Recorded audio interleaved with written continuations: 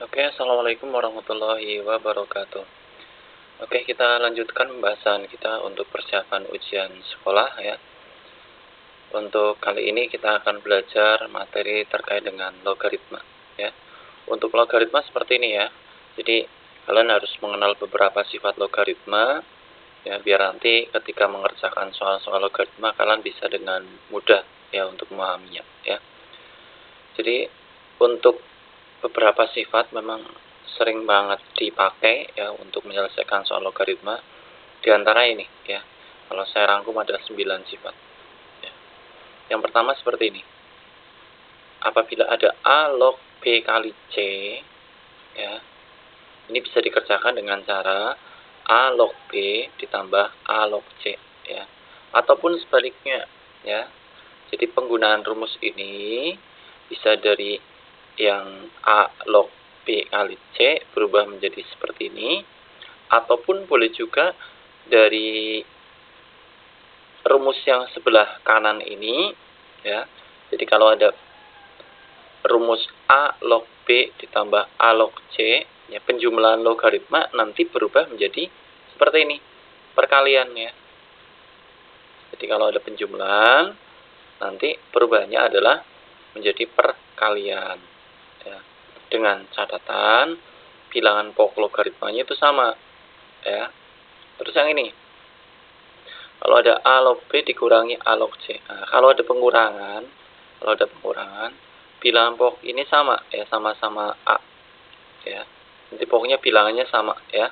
Kalau bilangannya sama ya udah, kalau pengurangan berubah menjadi pembagian. Nah, jadi cukup ditulis A log B dibagi C ya. Jadi dua sifat ini bisa kalian hafalkan ya, silahkan ya. Pokoknya kalau penjumlahan jadinya perkalian, pengurangan jadinya pembagian, dengan catatan bilangan pokoknya antara yang ini dengan yang belakang itu sama. Ini juga sama ya. Tuh ya. Nah, coba kita praktekkan untuk menyelesaikan soal-soal yang ini. Ini ada soal 3 log 6 ditambah 3 log 12 dikurangi 3 log 8 ya. Nah, ini untuk soal ini saya geser dulu ya. Saya copy dulu ini. Ya. Ada soal seperti ini ya. Untuk menyelesaikan soal ini caranya gampang. Ya, kita lihat ini bilangan pokoknya sama belum? Sudah sama ya ini. Bilangan pokoknya 3, ini juga 3, ini juga 3. Nah, kalau udah sama, caranya simple ya. Berarti kalian bisa menggunakan dua sifat ini ya. Nah, coba kita tulis ya. Berarti kan karena bilangan pokoknya 3, ya udah kita tulis saja. Berarti 3 kemudian log ya. Seperti yang tadi saya sampaikan. Jadi kalau penjumlahan nanti berubah menjadi perkalian. Kalau pengurangan berubah menjadi pembagian. Nah, berarti kita bisa melihat ya. Ini antara yang ini dengan yang tengah ini. Ini kan operasinya apa? Penjumlahan ya. Karena penjumlahan berarti kita kalikan. Antara 6 dengan 12 kita kalikan. Berarti kita tulis 6 ya kali 12. Nah, seperti ini ya. Ini untuk bagian yang depan dengan yang tengah. Kemudian ini kita lihat yang ini dikurangi. Nah, kalau dikurangi berarti rumusnya apa tadi?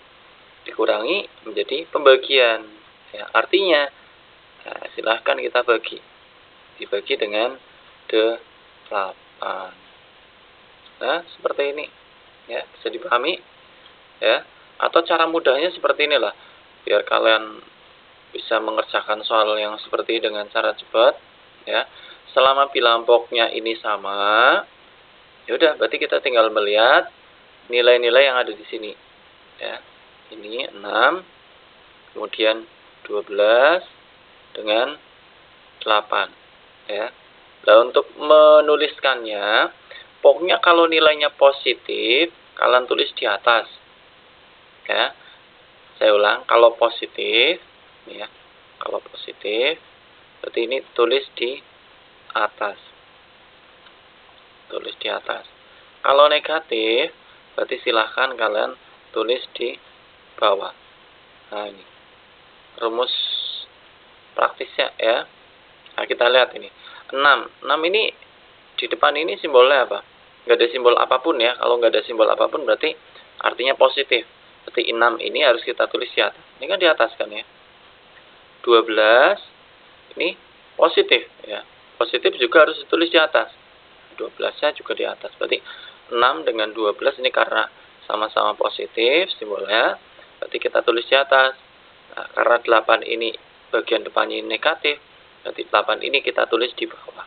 Jadi nulisnya seperti ini. Nah, kalau udah seperti ini ya udah tinggal kita sederhanakan saja. Kita hitung berarti 3 lognya tetap ya. 3 log ya. Nah, kita tinggal ngitung yang ini ya. Coba kalian kalikan. Ya, 6 kali 12. 6 kali 12 6 kali 12 ketemunya 72 ya. 72 dibagi 8 berapa? 9 ya. Nah, tulis 9. Kalau udah seperti ini ya udah tinggal kita hitung saja ya. Nah, cara menentukan logaritma gimana? 3 log 9. Kalian harus menggunakan ilmu pangkat ya. Artinya 3 pangkat berapakah supaya menjadi 9? Saya ulang ya. 3 pangkat berapa supaya menjadi 9? Pangkat 2. Nah, seperti ini. Nah, ini jawabannya ya. Jawabannya. Ya. Paham? Ya. Logaritma kan memang seperti itu ngitungnya ya. Jadi, ini saya ambil soal yang lain ya. Dari yang ini. Siapa tahu kalian masih bingung mencarinya. Ya. Misalnya kayak gini. 2 log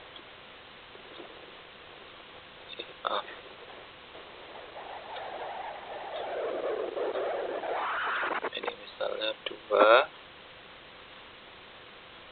log 2 log 2 ketemunya berapa? Nah, kalian kan ngitungnya 2 pangkat berapa ya supaya menjadi angka 2. Pangkat 1 ya. Berarti jawabannya 1. Jadi bagian yang sini ketika dipangkatkan dengan ini maka ketemunya harus ini ya. Contoh yang lain ya. 3 log 1 ya. Kalau ada soal kayak gini berarti 3 pangkat berapa supaya ketemunya 1. Pangkat 0 ya. Karena memang 3 bilangan kalau kita pangkatkan 0 pasti ketemunya 1. Kecuali 0 ya. Jadi 3 dipangkatkan 0 ketemunya 1. Nah, demikian pula yang ini ya. 3 pangkat berapa supaya ketemunya 9? Ketemunya kan 2 ya. Jadi 3 pangkat 2 ketemunya 9. Ini jawabannya ya. Ini untuk soal yang pertama, kemudian kita lanjut ya untuk soal yang berikutnya. Soal yang kedua ya, nomor 9. Diketahui 3 log 12 jika dinyatakan dalam X maupun Y. Soalnya masih kurang ya.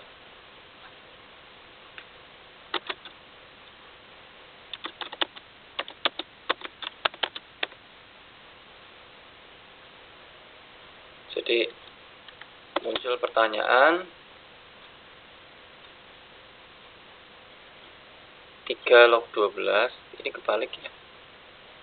Diketahui ini kayak gini aja.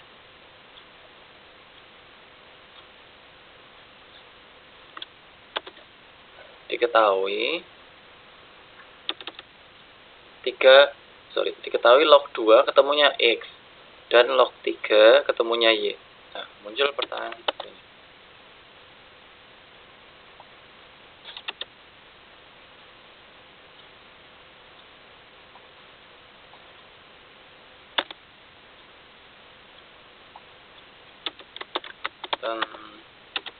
Tentukan nilai. Nah, ini. Tentukan nilai 3 log 12 jika dinyatakan dalam X dan Y. Nah, ada soal seperti ini ya. Jadi di soal sudah diketahui bahwasanya log 2 ketemunya X dan log 3 ketemunya Y. Kemudian kalian disuruh menentukan nilai dari 3 log 12 ya. Jika dinyatakan dalam X dan Y. Nah, untuk menyelesaikan soal ini, sekarang kita lihat dulu ya konteksnya. Di sini di soal ini kan ini bilangan pokoknya berapa coba? Bilangan pokok adalah bilangan yang ada di atas ini. Ya, ini kan nggak ada ya. Kalau yang soal ini kan ini bilangan pokoknya 3 ya, bilangan yang di atas log seperti ini namanya bilangan pokok ya. Ini bilangan pokok yang tidak ditulis itu artinya bilangan pokoknya adalah 10. Ya, ini juga bilangan pokoknya 10. Nah, sementara yang ada di soal ini bilangan pokoknya berapa? Bilangan pokoknya adalah 3. Ya. Nah, kalau ada soal yang seperti ini, ya, antara yang diketahui dengan yang ditanyakan itu berbeda bilangan pokoknya. Ya. Yang diketahui ini, ya, bilangan pokoknya 10. Ya, kalau nggak ada tulisannya itu berarti 10. Sementara yang ditanyakan bilangan pokoknya 3. Karena berbeda, berarti kita harus menggunakan rumus logaritma, ya, rumus logaritma yang bisa untuk mengubah bilangan pokok. Ya, rumusnya seperti apa? Ini kita lihat ya. Tadi saya tampilkan beberapa rumus ya. Rumus yang bisa untuk mengubah bilangan pokok logaritma adalah yang nomor 6 ini. Ya. Rumus yang nomor 6 ini. Atau saya copy aja ya. Saya hapus dulu.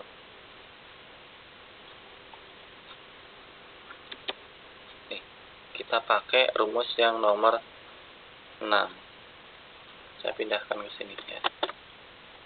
Nah, ini rumus yang nanti akan kita pakai ya untuk bisa menyelesaikan soal nomor 9 ini.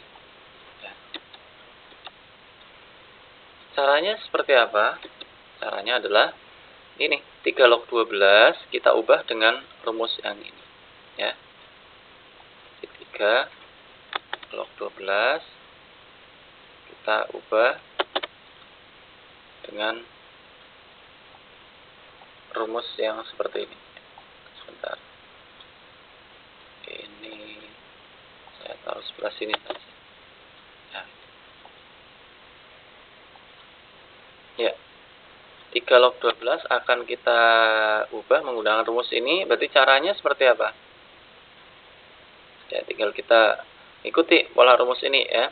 Berarti caranya nilainya itu akan sama seperti log 12 ya. Log 12 kemudian kita bagi dengan log 3 ya. Nah, ini ikuti pola rumus ini ya. Log B ini log B. Log B-nya di atas ya. Log B.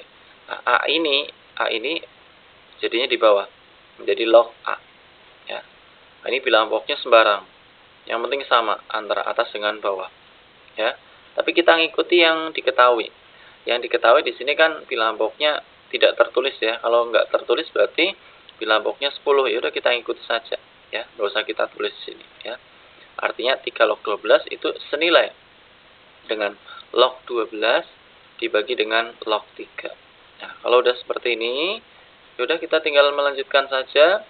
Kita ubah angka 12 ini ya dengan bilangan-bilangan yang sudah diketahui di soal ya. Yang sudah diketahui di soal kan diketahui bilangan ini log 2 dengan log 3 ya. Jadi diketahui bilangan 2 dengan 3. Artinya 12 ini harus kita ganti dari bilangan 2 dengan bilangan 3 ya. Nah, kalau kita tulis seperti ini. Log ya. Log 12 itu bisa kita dapat dengan cara 2 kali 2 kali 3 ya. Seperti ini ya. Faktor dari 12 maksudnya ya. 12 kan bisa didapat dari 6 kali 2. 6 kali 2 ya. Tapi kan di sini nggak ada angka 6. Ya. Berarti nanti bingung menyelesaikannya. 12 bisa didapat dengan cara 4 kali 3. Di sini juga nggak ada 4. Ya. Berarti susah. Masih terlalu panjang. Ya. Jadi kalian harus mencari angka 12 tapi didapat dari angka 2 dengan angka 3. Nah, kalau saya tulis seperti ini ya. 12 itu senilai dengan log 2 kali 2 kali 3 ya. Coba kalian kalikan. 2 kali 2 kan 4 ya. 4 kali 3 kan 12 ya. Jadi sama aja ya ini. Antara log 12 dengan log 2 kali 2 kali 3. Kalau sudah yang bagian bawah log 3. Nah, log 3 ini kan tadi sudah diketahui di soal ya. Log 3 itu ketemunya Y. Ya udah kita tulis saja di sini ya. Log 3-nya adalah Y. Nah, seperti ini. Terus lanjut ya. Langkah berikutnya kita gunakan sifat yang kayak tadi. Ya, sifat yang kayak tadi yang perkalian ya. Kalau ada perkalian tadi berubahnya menjadi seperti apa? Iya, menjadi penjumlahan ya. Berubah menjadi penjumlahan. Nah, bisa kita tulis dengan pola penjumlahan. Berarti nilainya sama seperti log 2 ditambah log 2 terus ditambah lagi ya, karena itu isinya perkalian semua ya. Kan perkalian semua. Berarti jadinya penjumlahan semua. Log 2 ditambah log 2, yang terakhir tambah log 3. Ya, seperti ini. Ya. Terus ini kita bagi dengan Y. Ya. Ya. Lanjut ya. Jadi berikutnya sama dengan log 2. Log 2 kan sudah diketahui di soal ya. Log 2 itu ketemunya X. Ya udah kita tulis saja dengan X. X. Ini juga log 2 lagi. Ini ketemunya X. Berarti ditambah X. Terus yang ini ditambah log 3. Log 3 ketemunya Y. Berarti ditambah Y. Ya. Kita tambah dengan Y. Terus kita bagi dengan Y. Ya, hampir selesai. Ya. Kalau sudah, kita tuliskan kembali sama dengan ya. Ini kan X ditambah X, artinya 1X ditambah 1X. Bisa ditambahkan kan ya. 1X tambah 1X ketemunya 2X. Ya. Berarti hasilnya 2X. Kemudian tambah Y. Nah. Kemudian dibagi dengan Y. Nah, seperti itu. Ya. 2X tambah Y ini sudah nggak bisa ya, karena beda jenisnya. Ya. Berarti udah jawaban akhir seperti ini. Ya. Nah, nanti kalau apabila kalian menemukan soal ini dalam bentuk soal pilihan ganda, apabila jawaban yang seperti ini itu tidak ada, berarti ya kalian harus bisa menyederhanakannya kembali. Atau mungkin ditulis dalam bentuk yang lain. Ya. Ini kalau saya tulis atau ya. Atau ini senilai ya.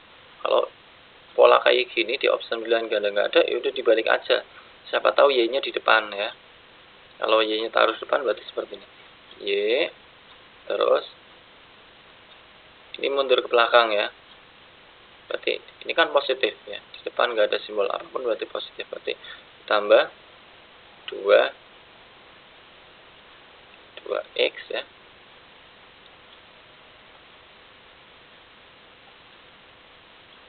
Saya ulang ya. Ditambah 2x dibagi Y ya.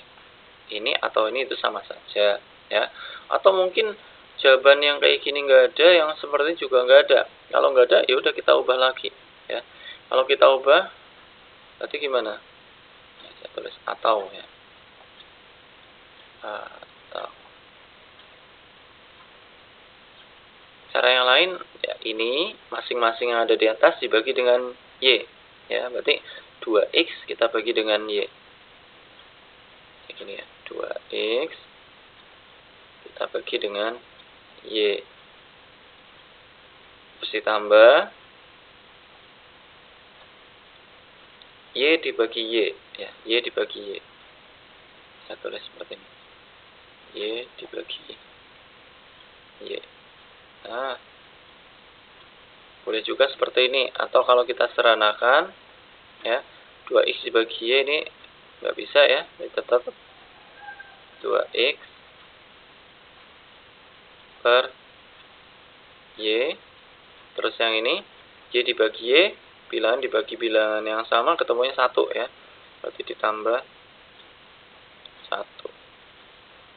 Ya, seperti ini ya. Jadi jawaban yang ini ya, atau yang seperti ini juga boleh, atau yang seperti ini kalau diseranakan seperti ini ya. Kalau yang kayak gini nggak ada ya dibalik lagi, satunya taruh depan, yang ini taruh di belakang, seperti itu ya. Oke, untuk penjelasan materi logaritma saya kira itu yang bisa saya sampaikan. Ada kurangnya mohon maaf. Assalamualaikum warahmatullahi wabarakatuh.